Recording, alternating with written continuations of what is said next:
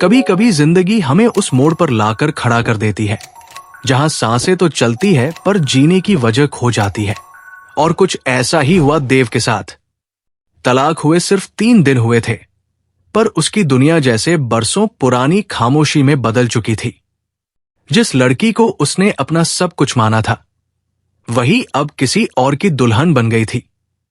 देव ने मोबाइल पर स्क्रीन खोली और जैसे ही सोशल मीडिया पर उस तस्वीर पर नजर पड़ी जहां दिव्या लाल जोड़े में किसी और के साथ मुस्कुरा रही थी, उसकी धड़कनें जैसे रुक गई।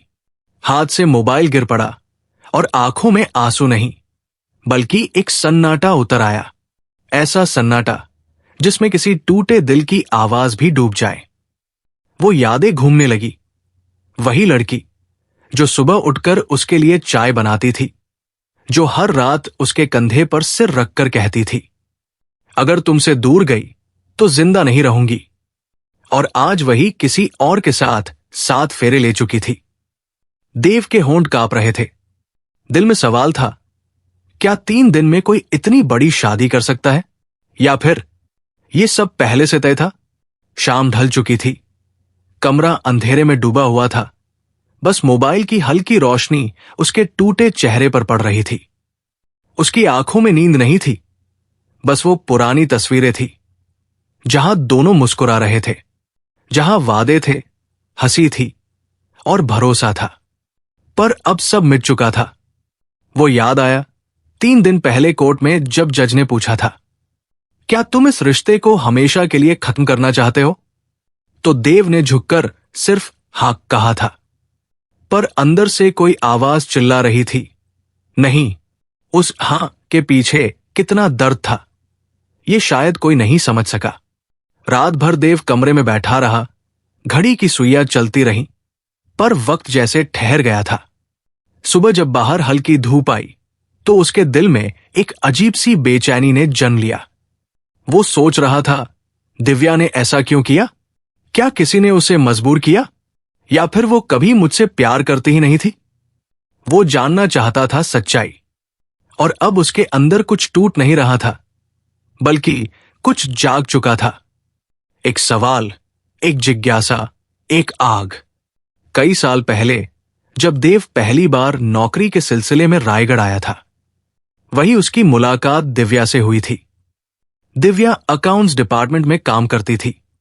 बहुत सीधी, पर आंखों में एक आत्मविश्वास था। धीरे धीरे दोनों की बातें बढ़ी, दोस्ती हुई, फिर मोहब्बत भी। वो मोहब्बत जो सच्ची थी, गहरी थी और शायद हमेशा के लिए होनी थी। एक शाम ऑफिस की पार्किंग में देव ने दिव्या से कहा था, मुझे नहीं पता तुम्हारे बिना कैसे जीऊंगा, पर इतना जरूर जानता हूं कि तुम्हारे साथ जिंदगी आसान हो जाएगी।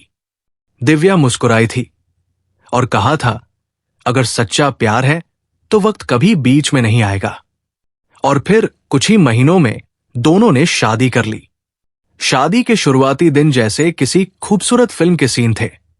दिव्या देव के लिए नाश्ता बनाती, दोनों साथ खाना खाते और रात को छत पर बैठकर तारों को गिना करते। देव सोचता था, अब जिंदगी पूरी है। एक प्यारी बीवी, एक स्थिर नौकरी और दिल में सुकून। लेकिन वक्त को शायद कुछ और मंजूर था। धीरे धीरे सब बदलने लगा। दिव्या के चेहरे की मुस्कान कहीं खो गई। उसकी बातों में ठंडापन आने लगा। वो छोटी छोटी बातों पर झल्ला जाती, गुस्सा करती। देव हर बार उसे समझाने की कोशिश करता, दिव्या, अगर कोई परेशानी है तो बताओ ना, हम मिलकर हल करेंगे। लेकिन दिव्या की चुप्पी गहरी होती गई। एक दिन जब देव ऑफिस से घर लौटा तो दिव्या ने कहा, देव, मैं खुश नहीं हूं। मुझे लगता है कि मैं खुद को खो चुकी हूं। देव ने पूछा, ऐसा क्यों कह रही हो? वो बोली, शायद मैं अपनी पहचान ढूंढ रही हूं और ये रिश्ता मुझे बांध रहा है। देव स्तब्ध रह गया। धीरे धीरे ये खामोशी झगड़ों में बदल गई और एक दिन दिव्या ने साफ कहा, मुझे तलाक चाहिए। मैं अब इस रिश्ते को आगे नहीं बढ़ा सकती। देव के पैरों के नीचे की जमीन खिसक गई। उसने कहा, ऐसा क्या हुआ दिव्या? क्या मैं बदल गया हूं या तुम? वो बोली, शायद दोनों, और चली गई कमरे से। उसके बाद सिर्फ कागजों की औपचारिकता बची थी। कोर्ट में गवाहों के बीच उन्होंने आखिरी बार एक दूसरे को देखा था। देव की आंखों में सवाल थे, दिव्या की आंखों में सन्नाटा। फैसला सुनाया गया, रिश्ता खत्म। और 3 दिन बाद वो सोशल मीडिया की तस्वीर जहां दिव्या किसी और के साथ दुल्हन बनी खड़ी थी। देव के अंदर की दुनिया जैसे फट गई। पर उसी टूटन में उसने एक फैसला लिया। वो पता लगाएगा कि आखिर इस शादी के पीछे सच्चाई क्या है। अगली सुबह देव खामोश था, पर उसके अंदर एक तूफान उठ रहा था। वो अब सिर्फ टूटा हुआ प्रेमी नहीं रहा, बल्कि एक ऐसा इंसान बन चुका था जो सच को जानना चाहता था, चाहे उसकी कीमत अपनी जिंदगी ही क्यों न हो। देव ने एक पुराने दोस्त आरव से बात की, जो पत्रकार था। आरव ने कहा, देव, अगर सच में दिव्या ने 3 दिन में शादी की है, तो या तो वो किसी मजबूरी में है या फिर कुछ बड़ा खेल चल रहा है। देव ने कहा, मुझे फर्क नहीं पड़ता कौन सा सच निकलेगा, लेकिन मुझे जानना है। क्यों? आरव ने अगले ही दिन अपने नेटवर्क से जांच शुरू कर दी। शाम तक उसने देव को फोन किया, भाई, तू सही सोच रहा था। ये आदमी जिससे दिव्या ने शादी की है, इसका नाम विक्रम है, और ये कोई साधारण इंसान नहीं, एक बड़ी टेक कंपनी का मालिक है।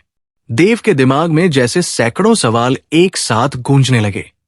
एक आम लड़की जो अकाउंट्स में काम करती थी, अचानक एक करोड़पति से शादी कैसे कर सकती है? क्या यह पहले से चल रहा रिश्ता था, या फिर कुछ और है? उस रात देव के कमरे में सिर्फ दीवार घड़ी की टिक टिक सुनाई दे रही थी। वो बार बार उस तस्वीर को देखता जहां दिव्या की मुस्कान नकली लग रही थी। उसने सोचा, उसकी आंखों में जो खालीपन है वो झूठ नहीं बोलता। अगले दिन देव ने एक प्लान बनाया। वो विक्रम की कंपनी पहुंचा, Vikram global tech private limited. एक ऊंची सी बिल्डिंग, चारों ओर सिक्योरिटी।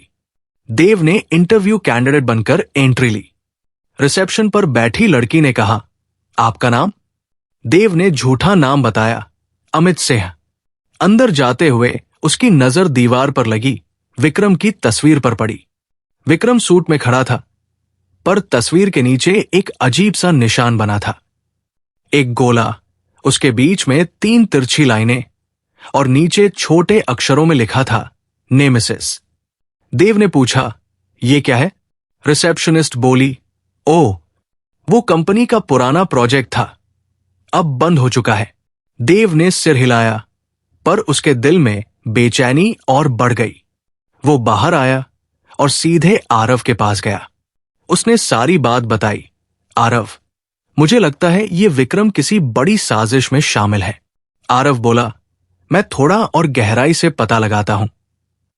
2 घंटे बाद आरव ने फोन किया, देव, तू झटके के लिए तैयार रह। ये आदमी 3 पासपोर्ट रखता है, 3 नामों से कारोबार करता है, और 2 देशों में इसके खिलाफ जांच चल रही है। ये कोई सामान्य बिजनेसमैन नहीं है, ये इंटरनेशनल नेटवर्क से जुड़ा है। देव ने कांपती आवाज में पूछा, क्या दिव्या को यह सब पता था? आरव बोला, शायद नहीं, या शायद उसे किसी ने मजबूर किया हो। देव की आंखों में फिर वो प्यार लौट आया। वो अब भी दिव्या को बुरा नहीं मान पा रहा था। उसने कहा, मुझे उससे मिलना है, चाहे जैसे भी हो। आरव ने कहा, 2 दिन बाद विक्रम की रिसेप्शन पार्टी है, वहां मीडिया को बुलाया गया है। मैं तुम्हें एक रिपोर्टर का पास दिला दूंगा। देव ने सिर हिलाया। उसकी आंखों में अब सिर्फ एक मंजिल थी, दिव्या से मिलना और सच जानना। 2 दिन बाद शाम के 7 बजे शहर की सबसे आलीशान होटल की लाइटें जगमगा रही थी। हर तरफ हंसी, कैमरे और चमक थी, पर देव के दिल में सिर्फ तूफान था। उसने ब्लैक मास्क पहन रखा था ताकि कोई पहचान न सके। भीड़ में दिव्या आई, नीले रंग की साड़ी में, बेहद खूबसूरत पर अजीब सी बेचैनी के साथ। देव की आंखें उस पर टिक गई। वो मुस्कुरा रही थी, पर उसकी मुस्कान झूठी थी, जैसे भीतर का कोई दर्द छिपा रही हो। कुछ देर बाद दिव्या एक कोने में गई और किसी महिला से धीरे धीरे बात करने लगी।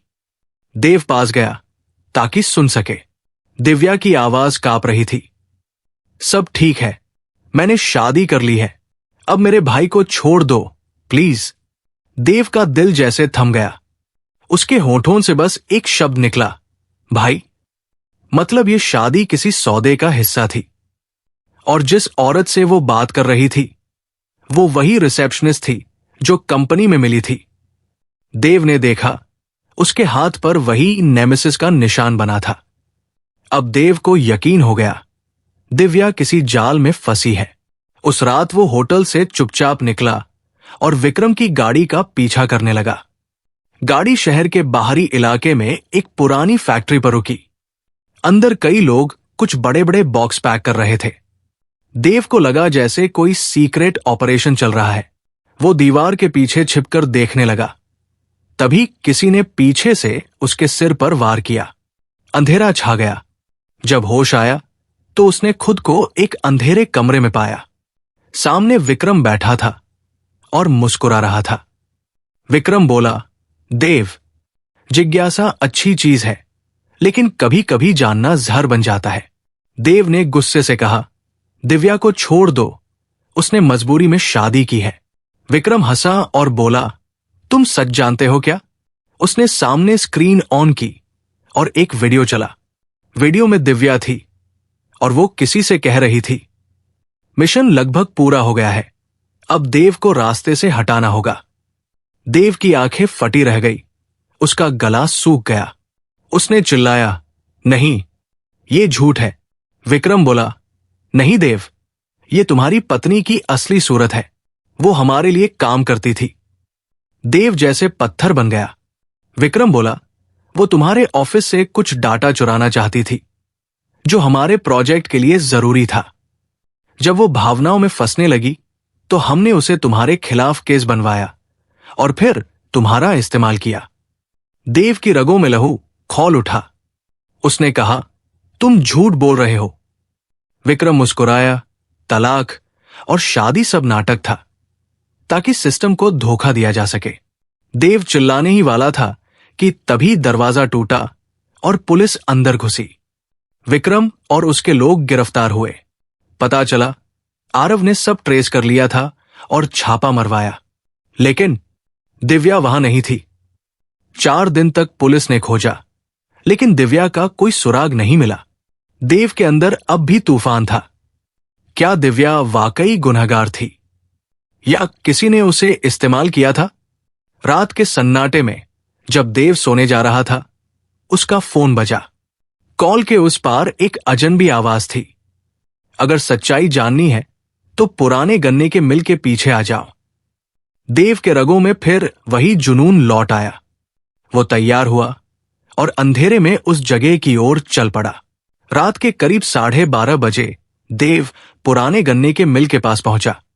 चारों तरफ सन्नाटा था, टूटी दीवारें, हवा में धूल और सड़े गन्ने की महक। दूर कहीं एक टिमटिमाता बल्ब जल रहा था। देव ने इधर उधर देखा, कोई नहीं था। फिर अचानक पीछे से किसी ने धीमे से कहा, देव। देव का दिल धक से रह गया। वो पलटकर देखने लगा और सामने दिव्या खड़ी थी, थकी हुई, घायल, पर अब भी उसी पुरानी मासूमियत के साथ। देव के होंठ कांप उठे। दिव्या, तुम जिंदा हो? दिव्या की आंखों में आंसू आ गए। वो बोली, हां देव, लेकिन जो जिंदा हूं वो पहले वाली दिव्या नहीं रही। वो सब कुछ खो चुकी है। देव गुस्से से बोला, क्यों किया तुमने ऐसा? वो वीडियो, वो शादी, वो सब झूठ? दिव्या ने धीरे से कहा, वो वीडियो आधा सच था, आधा झूठ। मैं नेमेसिस प्रोजेक्ट की अकाउंटेंट थी, जहां विक्रम अवैध डाटा ट्रांसफर करवाता था। एक दिन मैंने कंपनी के फंड में करोड़ों का हेरफेर पकड़ा। मैंने उसे रोकने की कोशिश की, लेकिन उन्होंने मेरे छोटे भाई अंकित को किडनैप कर लिया। उन्होंने कहा, अगर मैंने विक्रम से शादी नहीं की तो वो अंकित को मार देंगे। देव की आंखों में नमी आ गई। तो तुमने मजबूरी में? दिव्या ने सिर झुका लिया। हां, उस शादी की हर तस्वीर, हर मुस्कान नकली थी। और वो वीडियो विक्रम ने एडिट करवाया था ताकि तुम्हें मुझसे नफरत हो जाए। देव ने धीरे से कदम बढ़ाया। तुम मुझे पहले बता सकती थी, मैं लड़ता तुम्हारे लिए। दिव्या ने टूटी आवाज में कहा। मैं बताना चाहती थी देव, पर उन्होंने धमकी दी थी कि अगर तुम बीच में आए तो तुम्हें भी खत्म कर देंगे। मुझे लगा अगर मैं तुमसे दूर रहूंगी तो तुम बच जाओगे। देव की आंखों से आंसू बहने लगे। तो वो सब झूठ था जो मैंने सोचा। तुमने मुझे कभी धोखा नहीं दिया? दिव्या ने धीरे से मुस्कुराते हुए कहा। नहीं देव, मैं आज भी सिर्फ तुम्हारी हूं। बस हालात ने हमें अलग कर दिया। देव ने उसकी ओर बढ़कर हाथ थाम लिया। अब सब खत्म हो गया दिव्या। पुलिस ने विक्रम को पकड़ लिया है। अब हम फिर से नई जिंदगी शुरू कर सकते हैं। लेकिन दिव्या ने धीरे से उसका हाथ छोड़ दिया। नहीं देव, अब मेरे पास ज्यादा वक्त नहीं है। देव चौंक गया। क्या मतलब? दिव्या ने आंसू रोकते हुए कहा। जब मैं विक्रम से भागी, उसने मुझे गोली मार दी थी। देखो, उसने अपना दुपट्टा हटाया। सीने पर पट्टी बंधी थी। खून रिस रहा था। देव के होश उड़ गए। नहीं दिव्या, हम अभी अस्पताल चलते हैं, दिव्या ने मुस्कुराते हुए कहा। अब देर हो चुकी है देव, मैं बस तुम्हें सच बताने आई थी ताकि तुम मुझसे नफरत न करो। देव ने उसे बाहों में भर लिया। नहीं, कुछ नहीं होगा तुम्हें। सुन रही हो?